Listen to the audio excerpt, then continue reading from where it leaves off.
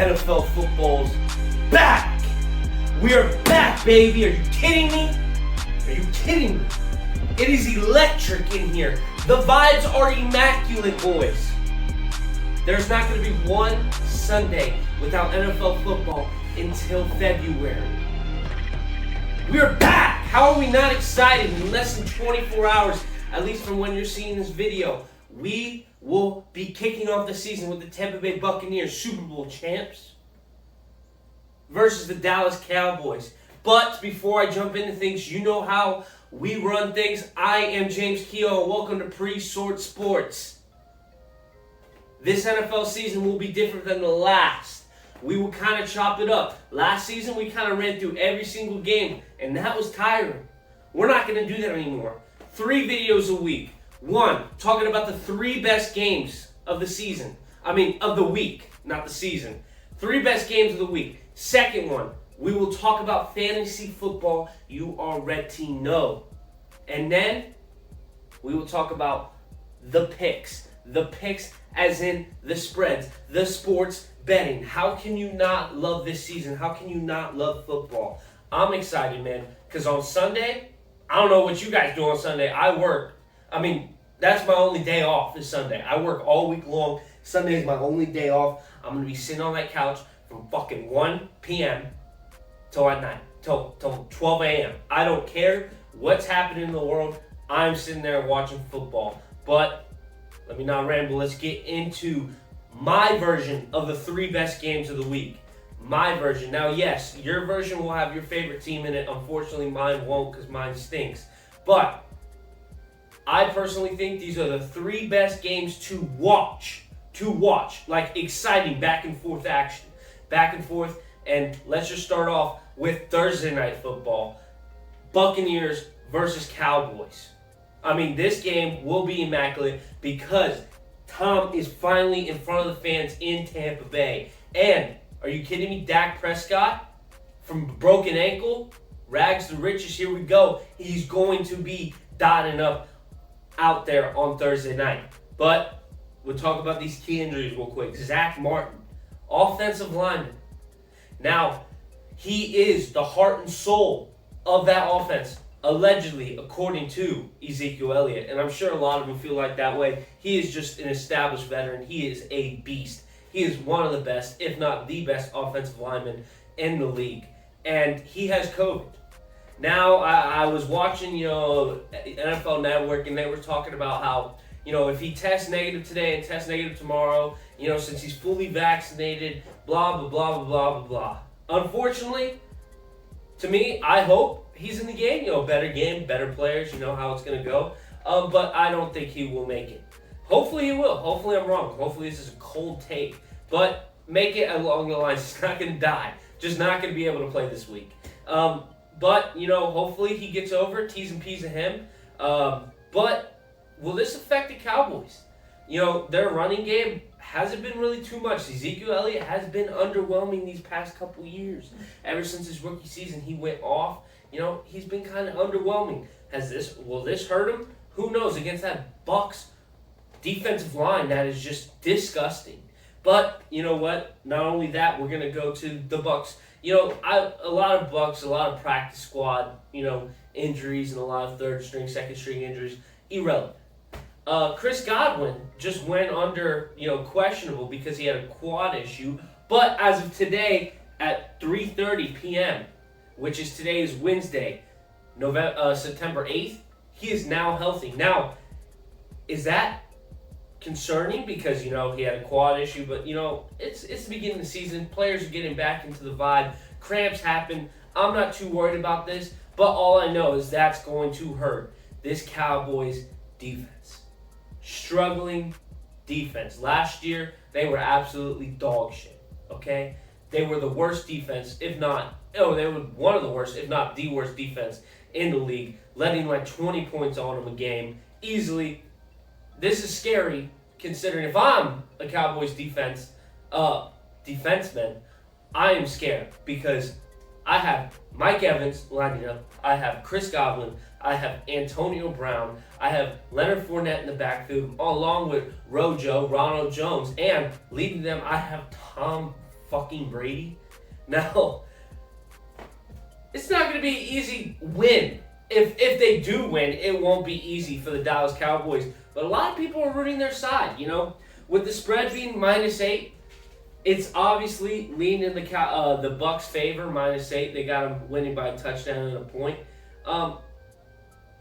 I would hammer the fucking Bucs, and it's that simple.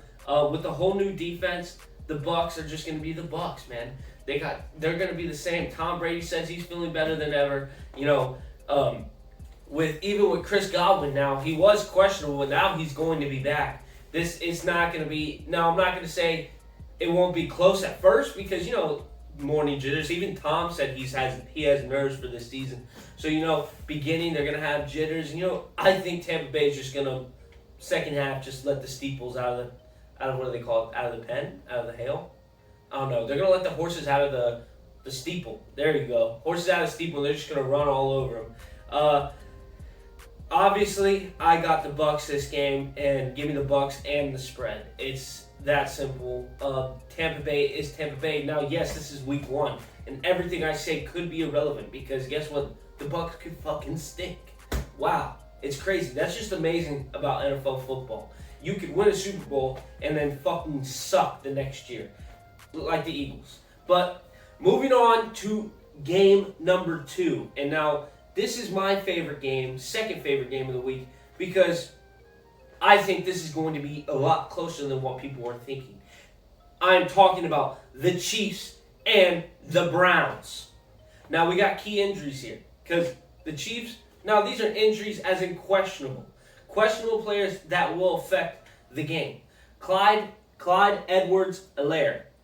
Now, Andy Reid came out yesterday, Tuesday, saying, hey, this is just, I'm not really concerned about this. It's just a slight ankle sprain. But you got to think, he is also key dynamic to that offense with Tyreek Hill and Travis Kelce. Now, yes, could they win without him? Absolutely, the Chiefs are the Chiefs with Pat Mahomes. Are you fucking kidding me? Okay? But I still think this is important because, yes, the running game is important because you can't rely on Patrick Mahomes the whole time. With a new offensive line, basically, the Chiefs have, will this hurt the Chiefs against the Browns' strong defensive line? Now, one of their defensive linemen is questionable with an illness. Now, it's not COVID because that's public information now. You can't have COVID in the NFL and keep it private.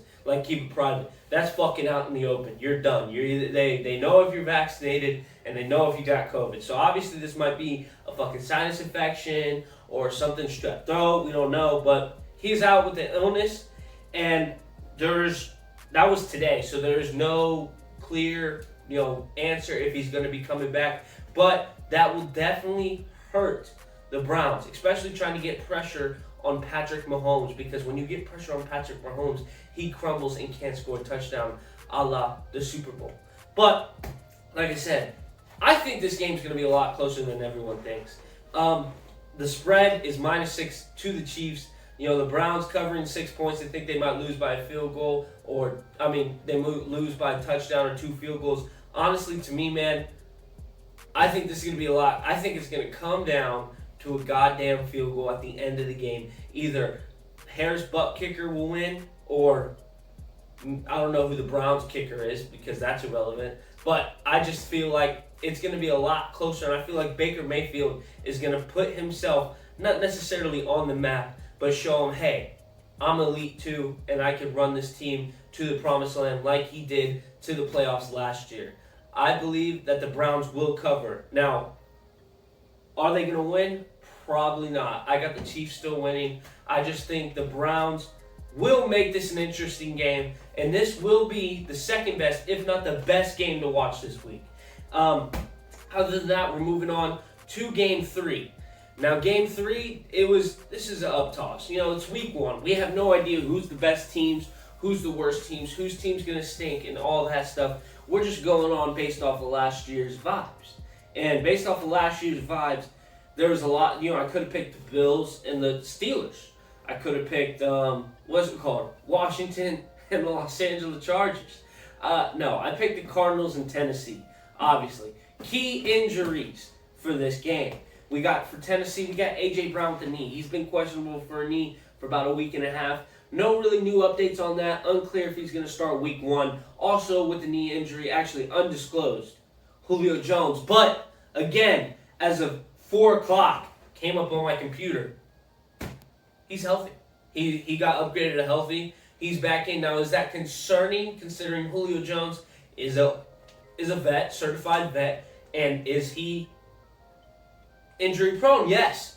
Will he, take, I guess necessarily I would say take the rock from A.J. Brown, what A.J. Brown could do? Maybe he's Julio Jones. I'm not going to deny him, tell him that he's not good. But with A.J. Brown, it definitely hurts this offense, especially with Derrick Henry and Ryan Tannehill they're going to try to mix it up, run the game. Maybe Julio Jones will have a big game, but hopefully A.J. Brown is ready and rolling for week 1.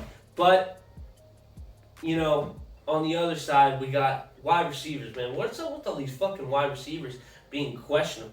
I drafted, I did a fantasy draft. I'm like, Jesus Christ, all like the top 20 wide receivers, half of them are questionable. What the fuck is going on? D-Hop was questionable. He wasn't, it was undisclosed. It is undisclosed. He wasn't at practice this week. This week as of today, which is Wednesday. I just think, there's no really what to say. This will definitely hurt the Arizona Cardinals offense. AJ Green is not D-Hop. And Christian Kirk, he's a good wide receiver, young and upcoming.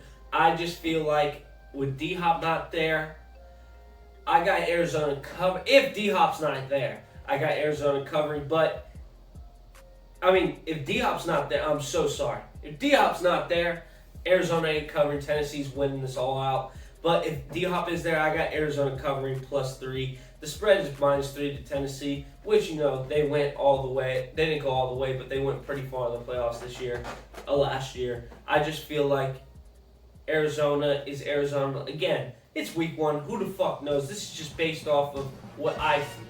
And again, those are the top 3 picks of the week. Games to watch of the week. And I'm just ready for football, guys. As you can tell, I'm tired. I've been grinding this past week, getting ready to where I have Thursday night and Sunday have nothing to do. I'm excited. You guys should be too. I'm excited for the season and what's going to go on in Pre-Sword Sports headquarters. I'm excited, boys, like I said. Shout out to y'all. Come back for the second video where we talk about sports, gambling, and who to pick and what not to pick in the 3 locks of the week. Shout out to y'all. Love y'all.